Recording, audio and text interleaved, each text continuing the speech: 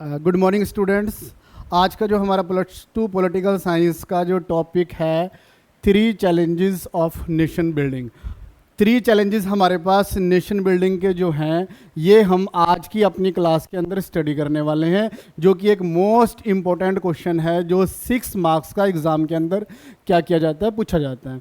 तो हमने इसके अकॉर्डिंग ये समझना है क्वेश्चन को कि 3 चैलेंजेस हमारे पास कौन से थे।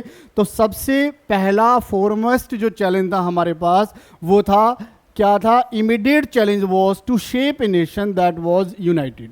फर्स्ट चैलेंज जो हमारे पास आफ्टर इंडिपेंडेंस था वो चैलेंज था एक ऐसी नेशन को क्या करना, शेप करना जो क्या रहे, यूनाइटेड रहे। सबसे पहले तो आपने यहाँ पर ये समझना है कि इस जो आपके सामने हमने अंडरलाइन किया इसका क्या मीनिंग है। इसका मीनिंग ये है कि जब हम 1947 में इंडिपेंडेंट हुए तो हमारे सामने ये प्रॉब्लम थी कि हो सकता है और भी ऐसे स्टेट हो जो हमें डिमांड करने स्टार्ट कर दें इंडिया के साथ कि हमें इंडिया से क्या किया जाए, सेपरेट किया जाए। तो हमारे सामने सबसे पहले क्या था, ये चैलेंज था कि हमारे पास यहाँ पर एक तो क्या है, डाइवर्सिटीज़ है, डिफरेंट कल्चर को फॉलो करने वाले लोग हैं, डिफरेंट तरह की लैंग्वेजेस को बोलने वाले लोग हैं, डिफरेंट तरह की जो रिलीजियस पीपल हैं वो रहने वाले हैं। तो हमने सबसे पहले क्या करना है, एक ऐसी कंट्री को बना के रखना है जो डाइवर्सिटीज़ को क्या करके चले, एकोमोडेट करके चले, जो डाइवर्सिटीज़ को अपने साथ लेके चले।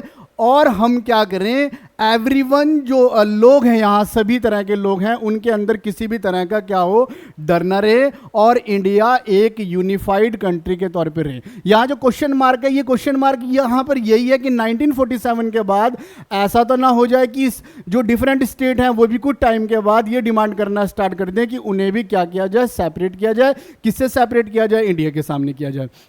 तो हमने क्या समझना है, फर्स्ट चैलेंज, अगर आपके पास यही क्वेश्चन 2 मार्क्स के अंदर आ जाता है कि 3 चैलेंजेस कौन है, तो आप क्या कर सकते हैं, सिर्फ ये जो अंडरलाइन किया हुआ है इसमें फर्स्ट चैलेंज लिख सकते हैं, to shape a nation that was united. एक ऐसा नेशन हमने क्या करना है, शेप करना है जो क्या रहे, हमारे पास यूनाइटेड रहे, जहां पर सभी तरह के कल्चर को फॉलो करने वाले लोग आपस में मिलजुल कर रहे हैं। सेकेंड चैलेंज जो हमारे पास था वो क्या था, स्टैब्लिशमेंट ऑफ डेमोक्रेसी। जो सेकंड चैलेंज हमारे पास है वो स्टैब्लिशमेंट करना है, किस चीज़ की स्टैब्लिशमेंट, डेमोक्रेसी की। आपको पता है 1947 में जब इंडिया इंडिपेंडेंट हुआ तो इंडिया के इंडिपेंडेंट होने के बाद जो एक अंतरिम गवर्नमेंट हमारे पास स्टैब्लिश हुई, उस अंतरिम गवर्नमेंट को ब्रिटिश गवर्नमेंट इंडिया का जो भी पावर था, सिस्टम था, वो सौंप के चलेगी। कोई इलेक्शन नहीं हुए थे 1947 के अंदर। अब हमारे सामने क्या चैलेंज था कि कंट्री के अंदर सबसे पहले तो हमने क्या करना है, इलेक्शन को कंडक्ट कराना है। ठीक है जी। तो हमारे पास जो सेकंड चैलेंज बन रहा है वो क्या बन रहा है, स्टैब्लिशमेंट ऑफ डेमोक्रेसी। हमने क्या किया, 1952 में सबसे पहले देश के अंदर फर्स्ट इलेक्शन करवाए। ठीक है, 1950 में हमने इलेक्शन कमीशन को क्या किया, सेटअप किया। आप सभी ने पहले भी पढ़ा होगा, ये सुकुमार सेन जो हमारे पास थे फर्स्ट इलेक्शन कमिश्नर थे इंडिया के, जिन्होंने इंडिया के अंदर सभी तरह का इलेक्शन, चाहे वो स्टेट के अंदर के इलेक्शन हो, चाहे वो सेंटर के अंदर के इलेक्शन हो, वो इलेक्शन कैसे किए जाएं इसके लिए उन्होंने सारी की सारी जो व्यवस्था थी, सिस्टम थी, उसको क्या किया, बना कर रखा। अब यहां पर हमने और भी ध्यान रखना है, क्या रखना है, फंडामेंटल राइट हर पर्सन को प्रोवाइड करवाना है। राइट टू वोट हमने हर पर्सन को क्या करना है, प्रोवाइड करवाना है। रिप्रेजेंटेटिव डेमोक्रेसी, हमने यहां पर यह भी समझना है what is the meaning of representative democracy. Representative democracy क्या होती है, जहां पर हमारे द्वारा इलेक्टेड रिप्रेजेंटेटिव क्या करते हैं, on the behalf of the people major decision को क्या करते हैं, लेते हैं। तो हमारे सामने जो सेकंड चैलेंज था वो ये भी था कि रिप्रेजेंटेटिव डेमोक्रेसी को हमने क्या करना है, एस्टैब्लिश करना है, जो पार्लियामेंट्री फॉर्म ऑफ गवर्नमेंट के हिसाब से चले। ठीक है जी। यहां पर हमने क्या करना है कि सभी को हम क्या कर सके, डेवलपमेंट करने के लिए इक्वल अपॉर्चुनिटीज प्रोवाइड करवा सके। तो ये सेकंड चैलेंज हमारे पास था। फिर वही, अगर आपके पास 2 मार्क्स के अंदर ये क्वेश्चन आता है तो आप सेकंड चैलेंज यहां पर क्या लिख सकते हैं, was the establishment of democracy.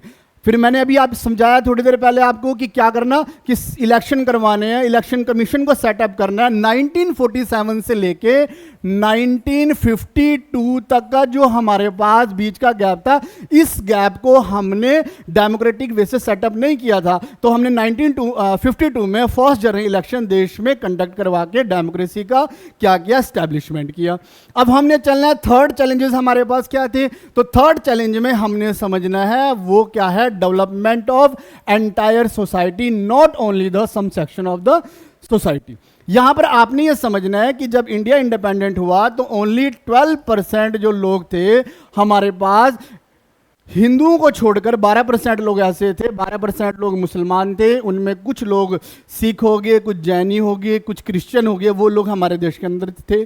हम चाहें तो हम भी अपने आप को क्या कर सकते थे, एक हिंदू राष्ट्र के तौर पे अपने आप को हिंदू राष्ट्र डिक्लेयर कर सकते थे। लेकिन नेहरू ने सेकुलर स्टेट का जो कंसेप्ट था उस कंसेप्ट को अडॉप्ट किया। क्यों किया? क्योंकि वो ये चाहते थे कि सबसे पहले प्रिंसिपल ऑफ इक्वालिटी के ऊपर हमारा सिस्टम चले, स्पेशल प्रोटेक्शन मिले सोशली डिसएडवांटेजेस ग्रुप्स, जिसमें रिलीजियस हो सकते हैं, कल्चरल ग्रुप्स के लोग हो सकते हैं, ठीक है जी।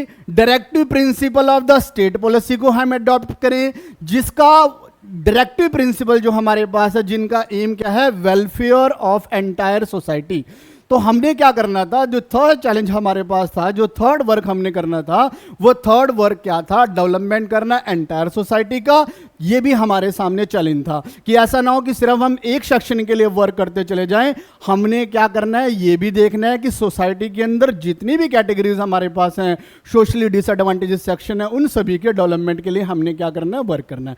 एक बार मैं दोबारा से आपके सामने 3 चैलेंजेस जो हैं वो आपको बता देता हूं कि अगर 2 मार्क्स के अकॉर्डिंग हमारे पास आता है तो आप सिर्फ इसके अंदर नंबर 1 मेंशन करके ये बता सकते हैं कि फर्स्ट चैलेंज क्या था, to shape a nation that was united. Second number पे अगर हमारे पास 2 मार्क्स में क्वेश्चन यही आ रहा है तो हम सेकंड चैलेंज क्या कर सकते हैं, establishment of democracy. And third point हम इसके अंदर क्या लिख सकते हैं, ensure the development of entire society not only some section. तो हमने ये समझना है कि अगर 6 मार्क्स के अकॉर्डिंग ये क्वेश्चन हमारे पास आता है तो हमें इसके साथ इसको ये डिस्क्राइब भी करना पड़ेगा। और अगर हमारे पास सिर्फ ये क्वेश्चन 2 मार्क्स के अकॉर्डिंग आ रहा है तो इसके अंदर आप सिर्फ हेडिंग बना बना के इसको भी इतना समझा सकते हैं। Thank you.